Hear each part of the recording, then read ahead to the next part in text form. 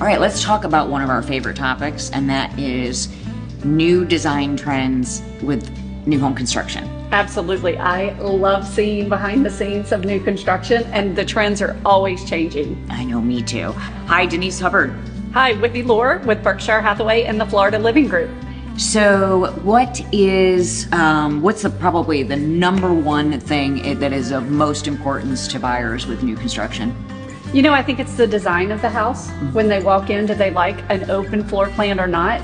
Can you believe that there's actually conversation saying that this is going to go away, that open floor plan, that buyers are wanting more of a closed off rooms? I know, but I have to tell you, I mean, when I'm sitting on my couch and I'm watching a TV program and my family's in the background doing dishes and laughing and telling jokes, it drives me crazy. I've got the volume probably up on like 82.